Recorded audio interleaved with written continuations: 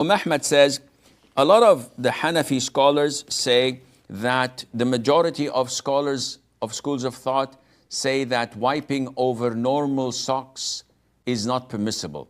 It's only permissible to wipe over socks made of leather. And they say that only Bin Baz, Bin Uthaymeen, and Albani say otherwise. Is that true? Probably yes. But not everything that the four schools of thought say is a must to follow. Allah Azza wa Jal did not mention the four schools of thought in the Quran or in the Sunnah. Rather, He mentioned Quran and Sunnah. So Sheikh Bin Baz, Ibn Uthaymeen, and Sheikh Al-Albani, they are well known to follow the Quran and the Sunnah with the understanding of the favorite three generations, known as the Salaf, As-Salih. And because they do this, we follow them in the sense that we respect all schools of thought. We respect the school of Al-Hanafi, Al-Maliki, Al-Shafi'i, and Al-Hanbali.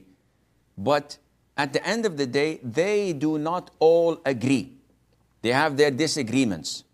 And Allah tells us in the Quran that if ever there is a disagreement, refer back for arbitration to the Quran and the Sunnah. This is what will determine, this is the decider in such disputes and difference of opinion.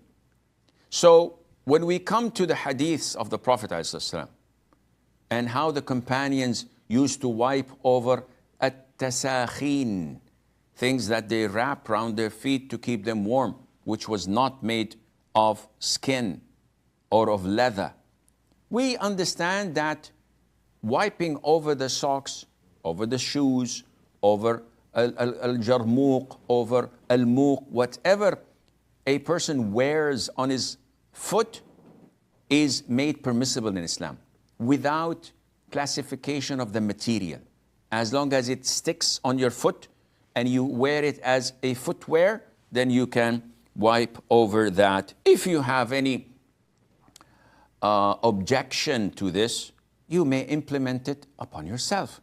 But you can't force others, you can't push it down their throat that they should accept what these schools of thought say when we follow to the level of, to our level best, the Quran, the Sunnah, with understanding of the Salaf.